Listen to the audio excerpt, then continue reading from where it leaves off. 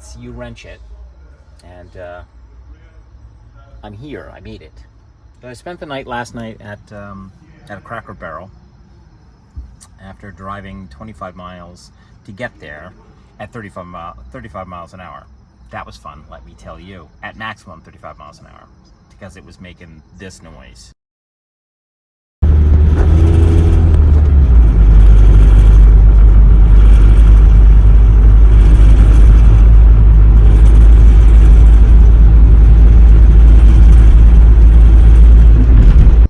Matt seems like a nice guy. Hope he can help me out. I have two components here. One is this guy. This is the camshaft alignment tool. And then there's this tool, which is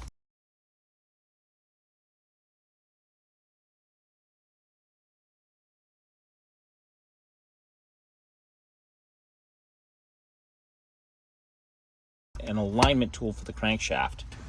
So as I understand it, I think what has to happen here is I have to get everything to top dead center and align the valves and the pistons and not use that, even though I ordered it. Because if I were going to take it off and it were already in alignment, then I would need the isolation tool. But I don't need that because I need it to float freely. At least I think that's my understanding. So the way that I think that this has to happen, somebody correct me if I'm wrong, is I have to take off the valve cover and realign the camshaft with this. Once that's done, then my valves are realigned. This should take all of half an hour, 45 minutes.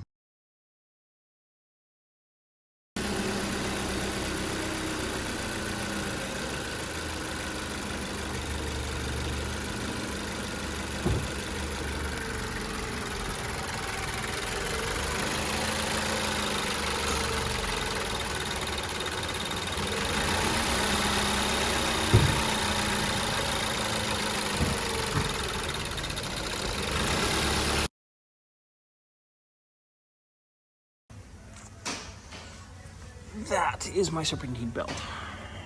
And you're going to say to me, Miles, why is your serpentine belt on the floor?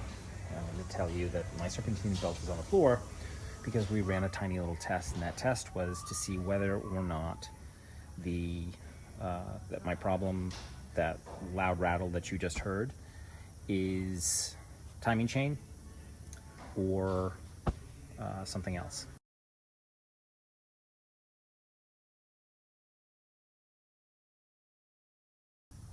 It is, in fact, the timing chain. So, no ifs, ands, or buts about it. However, there is another problem, and that other problem is that the idle is wonky, and that's putting it mildly. It's idle hunting, as Larry calls it. So, the concerted opinion is that idle is caused by the PCB hose being a little bad or seen better days. It's got a crack in it somewhere. I don't think that that's true, but in order to do what I have to do today, I just have to pull that thing apart anyway, so it may as well go down the rabbit hole. So today we're going down the rabbit hole for the next 10 hours of my life, which means staying in a hotel tonight. Do I have hotel money? No, I do not, but we're gonna do it anyways.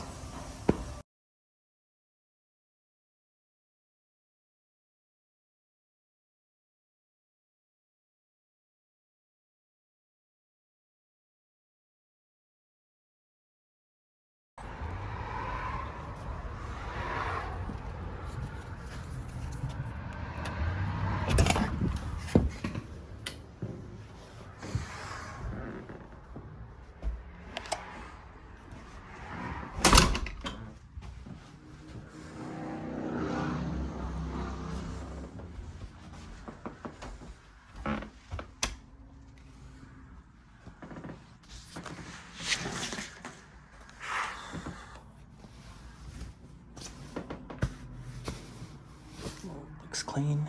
So you're gonna say to me, Miles, what the are you doing? Well, the simplest answer is I'm It's gonna take a little while to fix my van. This is not an easy job. It's just not. So I budgeted 10 hours. It's gonna be a little bit longer than that because I had a hard episode today. And I just got fucking stupid afterwards, which always happens. So, yeah, that. So I'm spending the night in a hotel. I'll order some food, hunker down, and get right back to work at 9 a.m. tomorrow morning.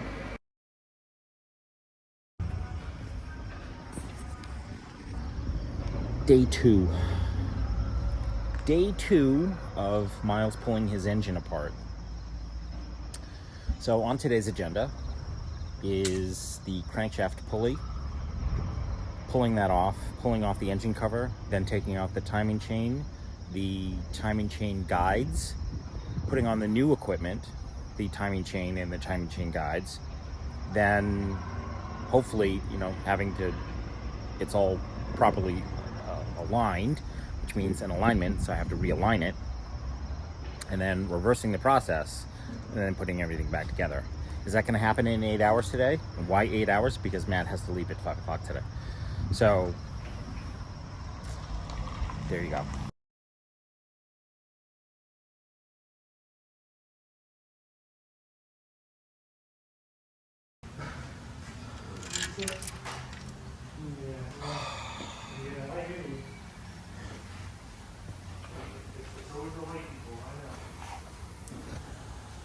$10 hours to get that.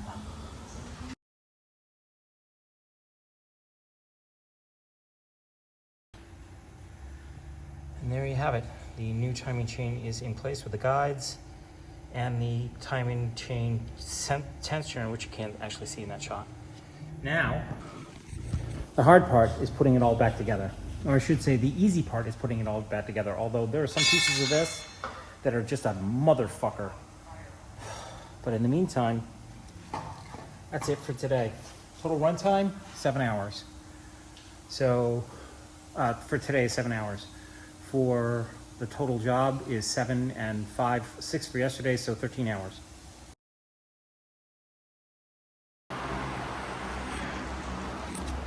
Day 3. I have the engine cover on. It's just, my mind is a mush at this point. I have the engine cover on. It's been, all of the bolts have been properly torqued.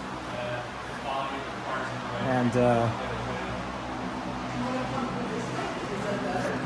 now I'm just putting on the idler pulley. That's that guy right there.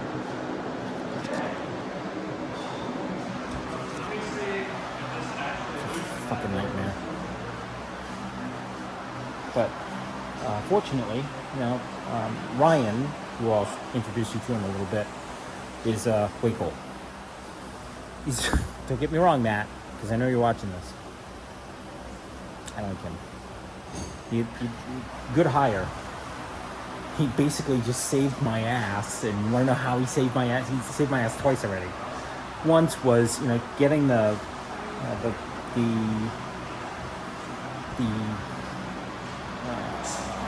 now I can't find it. Getting this guy out of the engine cover is a nightmare. Getting it back in was even worse. This sits behind the crankshaft pulley, and if you don't replace it, nasty things happen. So that was the first one, and the second one was when I was pulling apart the engine cover, I realized that there was a screw in the center. It was really, really loose. It was almost like it was gonna fall out, and I didn't have to. I'm like, that doesn't seem right. It's right down there. That piece was loose. It was insanely loose. And I had mapped out which screw went where this way. However, what I discovered was that Christopher, because he threw the screws back in any which order, did not put them back in the right order. So the center bolt was too short. I would have lost that bolt. Had I been driving any further, it literally would have popped right out. So, as we're putting it back together, I'm like, he noticed, Ryan noticed that one of the bolts is longer than the others.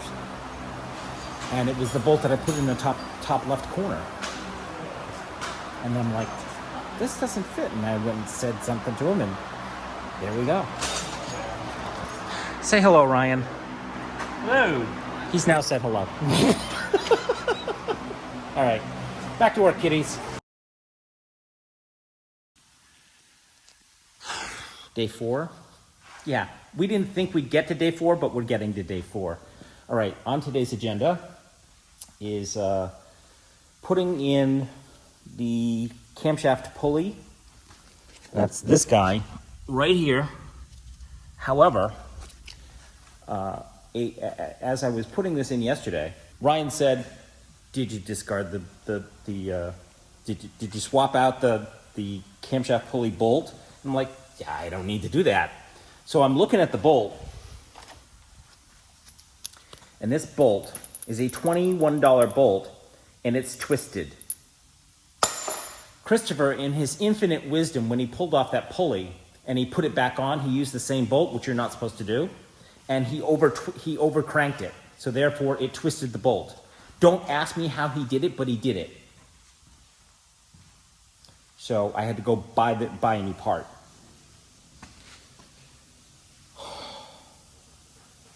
All right. So the pulley goes on today, bolt. Then we put the new spark plugs in because Mr. Miles crushed one of them.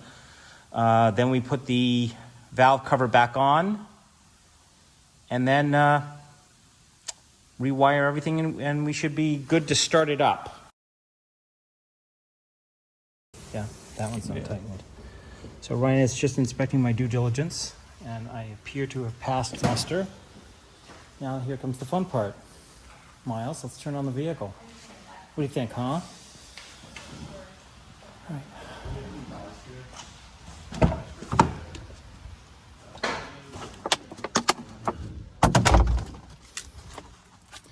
Oh, it'll start. That's your question. The question is it gonna fucking blow up on me?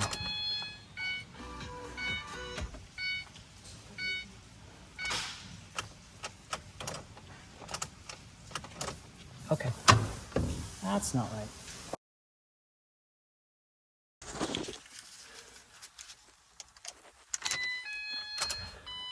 Up to 4 hours.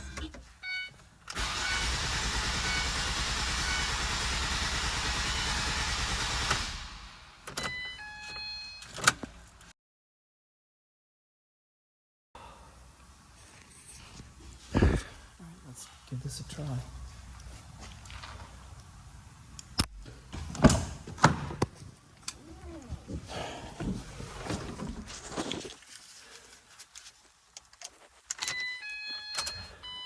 Up to 4 hours.